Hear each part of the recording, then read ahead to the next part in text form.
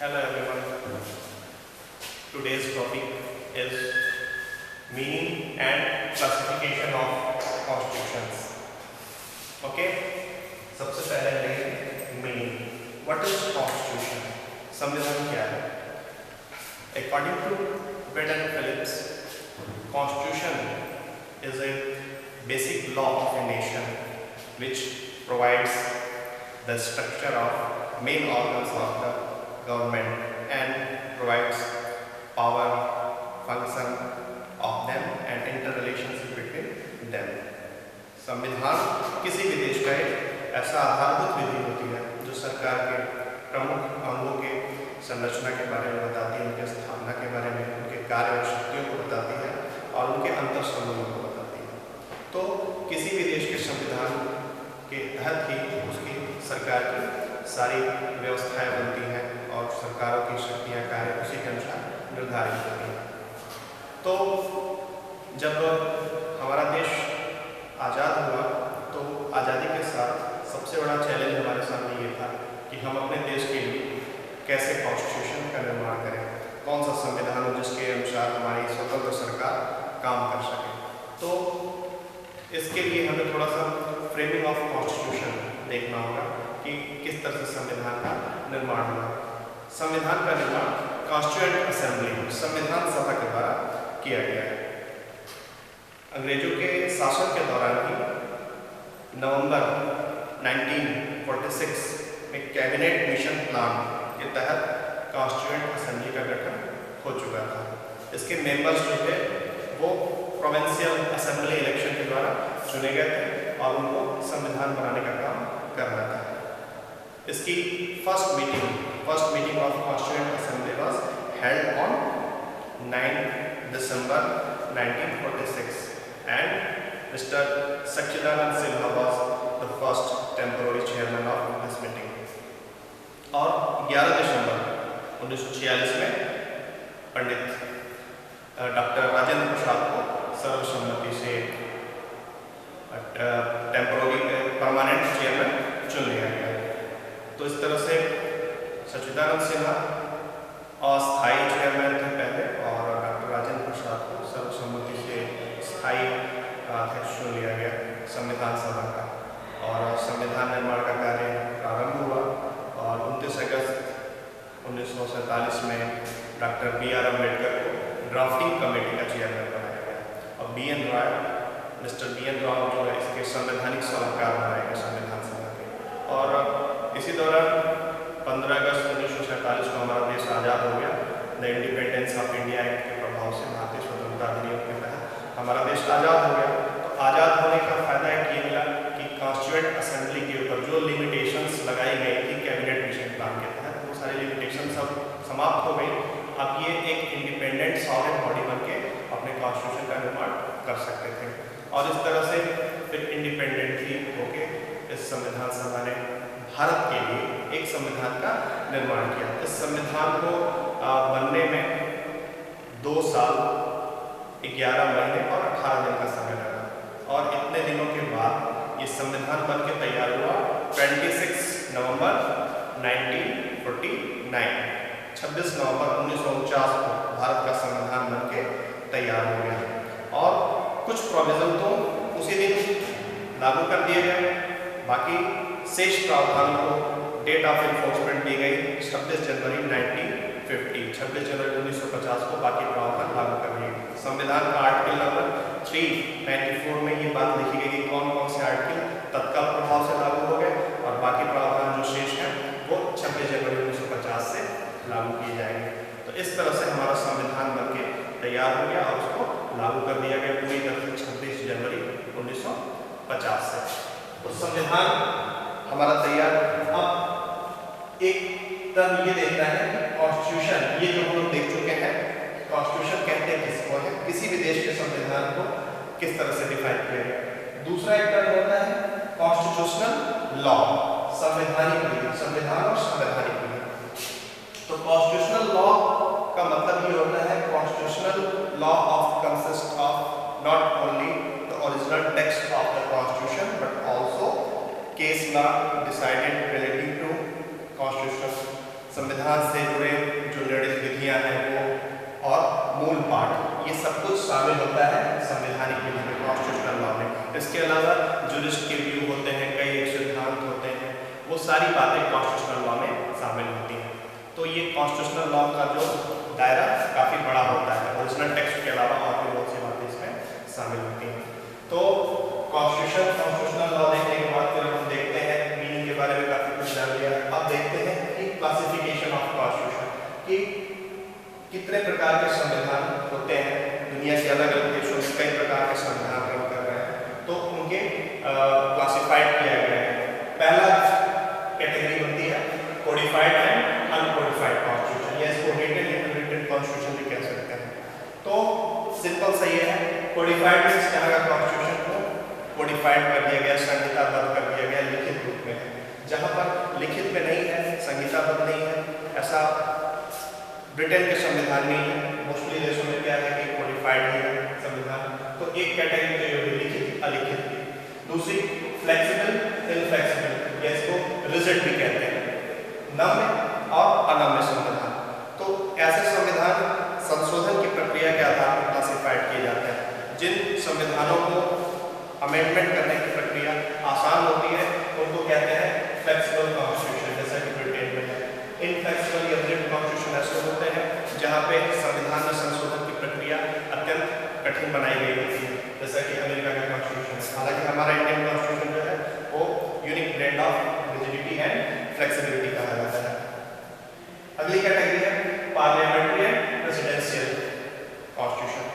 तो जिस देश के संविधान में सरकार का structure parliamentary form of government होता है, पार्लियामेंट्री कॉन्स्टिट्यूशन, और जहाँ प्रेसिडेंशियल फॉर्म होता है वहाँ प्रेसिडेंशियल कॉन्स्टिट्यूशन। पार्लियामेंट्री प्रेसिडेंशियल होता क्या है? पार्लियामेंट्री फॉर्म में head of the state nominal head होता है और real executive power vested in the council of ministers, मंत्रिपरिषद के हाथों में वास्तविक शक्ति होती है। और प्रेसिडेंशियल फॉर्म में जो हेड ऑफ द स्टेट होता है उसके पास एग्जीक्यूटिव पावर्स होती हैं और वो एग्जीक्यूटिव हेड जनता के प्रति डायरेक्टली जवाबदेह होता है। और यहाँ पार्लियामेंट्री फॉर्म में जो होती है काउंसिल ऑफ मिनिस्टर जो है collectively responsible toward the house of people, Lok Sabha के प्रति शामिल उत्तरदायी बनाया जाता है। तो इस तरह की व्यवस्थाओं के आधार पर सरकार का स्वरूप कैसा है ये भी कैटेगरी संविधान की होती है। इसके अलावा है मोनार्चिकल एंड रिपब्लिकन। मोनार्चिकल में ये होता है कि हेड ऑफ द स्टेट होता है वो पोस्ट हेरिडिटल होता है, वंशानुगत पद होता है। और रिपब्लिकन सिस्टम में क्या होता है कि हेड ऑफ द स्टेट जो है वो पद वंशानुगत न होकर वो भी इलेक्शन के द्वारा भरा जाने वाला पद होता है। जैसे रिपब्लिकन कॉन्स्टिट्यूशन और मोनार्चिकल कॉन्स्टिट्यूशन। लास्ट जो है unitary and federal constitution. Unitary and federal constitution, unitary में क्या होता है? सरकार जो होती है एक लेवल यूनियन गवर्नमेंट जो होती है उसके पास ही सभी पावर्स होते हैं और बाकी सबऑर्डिनेट सरकारों के ऊपर उसका पूरा कंट्रोल होता है। और फेडरल कॉन्स्टिट्यूशन में क्या होता है? सरकारें दो लेवल पे काम जो करती हैं, एक यूनियन गवर्नमेंट और बाकी स्टेट्स गवर्नमेंट। उनमें डिस्ट्रीब्यूशन ऑफ पावर, शक्तियों का विभाजन किया गया होता है और कोई एक दूसरे के काम में इंटरफेयर नहीं करता है। तो इस तरह के स्ट्रक्चर जो होती है यहाँ पे सरकारों के डिस्ट्रीब्यूशन ऑफ पावर्स के आधार पर ये दो तरह के संविधान रन करते हैं। अब हमें देखना ये है कि अक्सर एक इशू बना रहता है यूनिटरी और फेडरल को लेकर कि what is the nature of Indian constitution, whether is it unitary और फेडरल। भारतीय संविधान को आखिर किस तरह का माना जाए, इस पे कई बार बहस होती है कि कुछ लोग उसको फेडरल कहते हैं, कुछ लोग फेडरल कॉन्स्टिट्यूशन नहीं कहते हैं। हालांकि हमारे संविधान निर्माताओं ने संविधान को एक फेडरल कॉन्स्टिट्यूशन मानते हुए इसका निर्माण किया था और ऐसे फीचर्स दिए थे, ऐसे प्रोविजन किए थे जिससे कि हमारे यहाँ दो लेवल की सरकारें काम करें, उनमें डिस्ट्रीब्यूशन ऑफ पावर्स और फेडरल कॉन्स्टिट्यूशन बनाना चाहते थे। इसके बावजूद कुछ ऐसे विधिकर्ता भी हैं जो कि इंडियन कॉन्स्टिट्यूशन को फेडरल कॉन्स्टिट्यूशन नहीं मानते हैं और उसके पीछे वो तर्क भी देते हैं कि इंडियन कॉन्स्टिट्यूशन जो है फेडरल कॉन्स्टिट्यूशन क्यों नहीं है। अब जैसे इंडियन कॉन्स्टिट्यूशन को जो फेडरल कॉन्स्टिट्यूशन नहीं मानते हैं,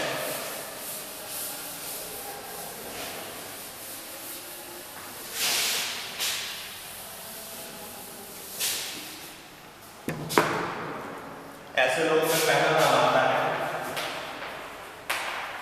जेनिंग, दूसरा नाम आता है रिया और तीसरा नाम आता है ऑस्टिन। ये तीन जजेस जो है इंडियन कॉन्स्टिट्यूशन को फेडरल कॉन्स्टिट्यूशन नहीं मानते हैं। जेनिंग्स महोदय का कहना है Indian constitution is federation with strong centralising tendency, केंद्रीकृत प्रवृत्ति वाला संघ। रिया महोदय इसको कहते हैं क्वाजी फेडरल, अर्ध परिसंघीय। जेनिंग्स का कहना है इट इज कोऑपरेटिव फेडरल। तो इस तरह की बातें कहते हैं लोग, पूरी तरह से संघीय संविधान भारतीय संविधान को नहीं मानते। उसके पीछे तर्क क्या देते हैं? भारतीय संविधान के कुछ अनुच्छेद ऐसे हैं जिनका आधार पर वो ये बात कहते हैं। जैसे इन सभी लोगों का कहना ये है कि appointment of the governors related to article 155, 156, तो ये और आर्टिकल 166, तो इन सारे इनके अपॉइंटमेंट ऑफ द गवर्नर्स को लेके कहते हैं कि फेडरल कॉन्स्टिट्यूशन का फीचर नहीं है। 166 में गवर्नर को कुछ डिस्क्रिशनरी पावर दी गई है, उसके आधार पर भी एतराज जताते हैं कि ये इंडियन कॉन्स्टिट्यूशन जो है वो फेडरल कॉन्स्टिट्यूशन के सिद्धांत के अगेंस्ट काम कर रहा है। इसके अलावा article 201, article 288 class 2, article 304 class B, ये सारे प्रोविजन ऐसे हैं जो गवर्नर को पावर देते हैं कुछ कानूनों को बनाने के लिए, वो विचार करने के लिए, प्रेसिडेंट के विचार के लिए भेजने के लिए वो रख सकता है। तो ये सारे प्रोविजन के आधार पर वो कहते हैं कि ये फेडरल सिस्टम के अगेंस्ट है। इसके अलावा जो है इनके अलावा जो है आर्टिकल 249 ये पार्लियामेंट्री पावर्स के बारे में बात करते हैं। Parliamentary powers to make law on the subject enumerated in state list, राज्य सूची के विषयों पर संसद के कानून बनाने की शक्ति बताता है। इसके अलावा जो है हमारे जो इमरजेंसी प्रोविजन है 352, 356 और 360, इसे भी वो कहते हैं कि फेडरल सिस्टम के अगेंस्ट काम कर रहा है। तो इस तरह के प्रोविजंस के आधार पर वैसे वो ऐतराज जताते हैं कि भारतीय संविधान जो है वो संघीय संविधान के लक्षण इसमें नहीं है। बावजूद इसके हमारे संविधान निर्माताओं ने भारतीय संविधान को एक संघीय संविधान का ही रूप दिया है। संघीय संविधान होने के लिए क्या क्या आवश्यकताएं होनी चाहिए, वो सारी आवश्यकताएं भारतीय संविधान में मौजूद मानी गई है। जैसे फर्स्ट चीज कही जाती है किसी भी फेडरल कॉन्स्टिट्यूशन के लिए रिटन कॉन्स्टिट्यूशन, भारतीय संविधान एक लिखित संविधान है, इसमें कोई डाउट नहीं है। दूसरी चीज कही जाती है distribution of powers between union and state, संघ और राज्यों के बीच शक्ति का विभाजन। तो ये चीज भी हमारे भारतीय संविधान में पूरी तरह से स्पष्ट कर दी गई है। भारतीय संविधान का भाग 11 और 12, इसके अलावा अनुसूची 7, इसके माध्यम से संघ और राज्यों के बीच शक्तियां विभाजित की गई हैं। तो इस पैमाने पर हमारा संविधान खरा उतरता है। फिर अथॉरिटी ऑफ द कोर्ट्स की बात करते हैं। हमारे यहाँ का इंडिपेंडेंस ऑफ जुडिशरी है, न्यायालय जो है वो इंडिपेंडेंट है और संघ राज्यों के बीच विवादों का निपटारा करने के लिए पूरी तरह से वो स्वतंत्र है और उसके निर्णय सभी पर बाध्यकारी होते हैं। तो इस पैमाने पर हमारा संविधान जो है वो खरा उतरता है। तो इस तरह की आधारों पर ये कहा जाता है कि भारतीय संविधान एक संघीय संविधान है। संविधान निर्माता ये तर्क देते हैं कि दूसरे देशों के संघीय संविधान का जो स्ट्रक्चर है वो एज इट इज हम फॉलो नहीं कर सकते, क्योंकि हमारी कंडीशन जो है उसके मुताबिक, अपनी नीड के मुताबिक हमने अपने तरीके का भारतीय संविधान का फेडरल स्ट्रक्चर बनाया है। और lastly SR Bommai versus union of India के केस में सुप्रीम कोर्ट ने ये स्पष्ट निर्णय कर दिया कि भारतीय संविधान का परिसंघीय ढांचा जो है वो एक बेसिक स्ट्रक्चर है, आधारभूत ढांचा है। संघवाद जो है भारतीय संविधान का एक आधारभूत ढांचा है। तो इस तरह से ये बात पूरी तरह से स्पष्ट हो जाता है कि भारतीय संविधान एक फेडरल कॉन्स्टिट्यूशन है, संघीय संविधान है। तो इस तरह से आज के लेक्चर में इतना सब कुछ देखने के बाद जो है शेष बातें जो है कि हमारे संविधान की जो सैलिएंट फीचर्स हैं, पूरा संविधान जो बनकर तैयार हो गया। तो ओरिजिनल कॉन्स्टिट्यूशन में 22 पार्ट्स थे, 8 शेड्यूल थे और 395 आर्टिकल्स बनाए गए थे। तो इतने आर्टिकल्स, शेड्यूल्स और इतने पार्ट्स को बटे हुए तमाम प्रावधानों में कौन कौन सी विशेषताएं थी, तो ये salient feature of the Indian constitution, ये टॉपिक जो है हम लोग नेक्स्ट लेक्चर में देखेंगे। और आज के लिए इतना ही। Okay, thank you.